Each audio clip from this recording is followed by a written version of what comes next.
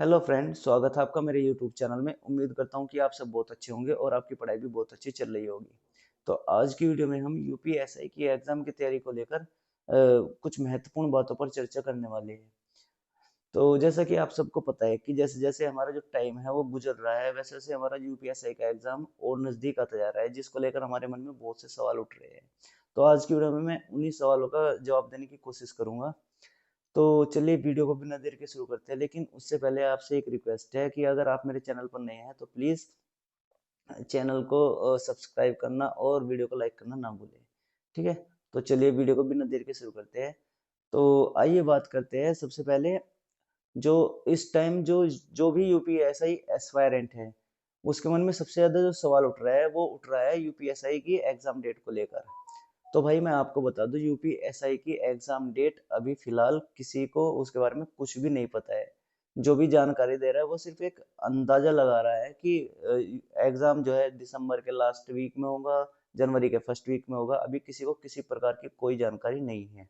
जैसा कि भर्ती बोर्ड ने खुद भी यह बात कही है नोटिफिकेशन में कि जब भी एग्जाम डेट होगा, एग्जाम डेट के बारे में वो सिर्फ 4 हफ्ते पहले ही बताएंगे। ठीक है, उससे पहले जो भी चैनल वाले आपको बता रहे हैं कि भाई एग्जाम डेट इस दिन होगा, इस डेट पे होगा, वो सब एक अंदाजा है, वो बिल्कुल भी सही नहीं है। ठीक है, आप उन पर ध्यान मत दो और अपनी जो तैयारी है वो मतलब जैसे जिस तरीके से कर रहे हो उस तरीके से करते रहो।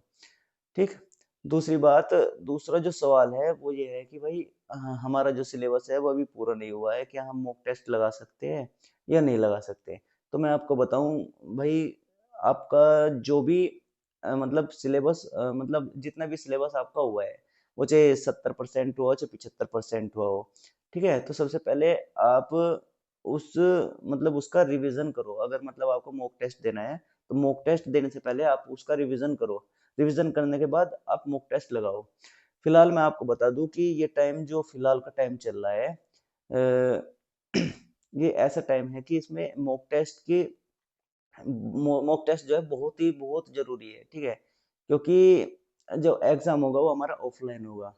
ठीक है, टाइम हमारे पास लगभग 120 मिनट है, जिसमें से लगभग 15 से 20 मिनट हमें ओएमआर भरने में भी चाहिए। ठीक है, तो लगभग वही 100 मिनट के आसपास हमें 100 मिनट में हमें अपना जो पेपर है वो सोल्व करना है। ठीक है, तो उसके लिए हमें सबसे ज़्यादा जो जरूरी चीज़ है वो है प्रैक्टिस, और प्रैक्टिस हमें मॉक टेस्ट से ही होगी।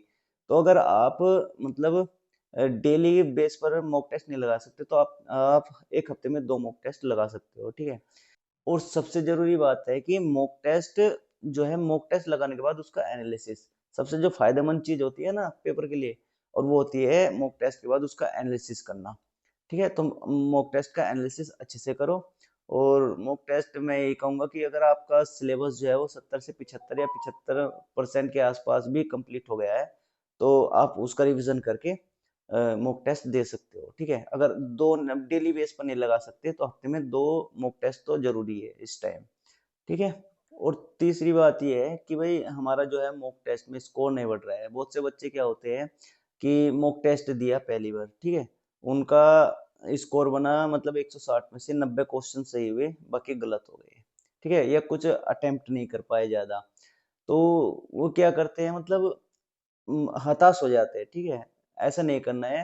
वो हताश होने के बाद क्या काम करते हैं, वे मॉक लगाना छोड़ देते हैं। लेकिन हमको ऐसा नहीं करना है। अगर हमारे 90 क्वेश्चन भी बन रहे हैं फिलहाल के लिए, वो हमारा फर्स्ट फर्स्ट टेस्ट था। ठीक है, फर्स्ट मॉक टेस्ट था। उसमें हमें इतना उसे हमें इतना सीरियस नहीं लेना है। ठीक है, कि भाई हमारा स्कोर इतना कम क्यों आ रहा है, अभी मैं और तैयारी करूंगा, नहीं। वो हो सकता है कि आपकी प्रैक्टिस ना हो, प्रैक्टिस की वजह से ऐसा हो कि मतलब आपके अटेम्प्ट ना हो पाए हो। ठीक है, आप जैसे जैसे मॉक टेस्ट लगाते जाओगे तो आपका जो स्कोर होगा वो इंक्रीज होना स्टार्ट हो जाएगा। ठीक है, तो उसके लिए प्रैक्टिस भी जरूरी है मॉक टेस्ट के लिए। और मॉक टेस्ट की प्रैक्टिस वो तभी होगी जब डेली मॉक टेस्ट लगाओगे, या फिर हफ्ते में 2 या 3 मॉक टेस्ट तो लगाने जरूरी है। ठीक, अगर आपके मॉक टेस्ट में स्कोर नहीं बढ़ रहा है, थोड़ा कम है, तो सबसे पहले आप क्या करो, जो आपके मतलब एनालिसिस कर रहे हो आप उस चीज का, और एनालिसिस में जो आपका जो क्वेश्चन है, जिस टॉपिक से आपके क्वेश्चन ज्यादा गलत हो रहे हैं, तो सबसे पहले आप उसी का रिवीजन करो टेस्ट के बाद, एनालिसिस के बाद। ठीक है, एनालिसिस करने के बाद फिर जब आप मॉक टेस्ट लगाओगे दोबारा, जब उस टॉपिक से क्वेश्चन आएगा तो आपका गलत नहीं होगा, ठीक। तो आपको ऐसे मतलब ऐसे वो करना है। तो आपको जो है ज्यादा से ज्यादा एनालिसिस पर ध्यान देना है और उन टॉपिक को कवर करना है जिसमें आप वीक हो। तो आज की वीडियो में बस इतना ही। वीडियो को पूरा देखने के लिए धन्यवाद, और वीडियो को लाइक और सब्सक्राइब करना ना भूलें। Thank you.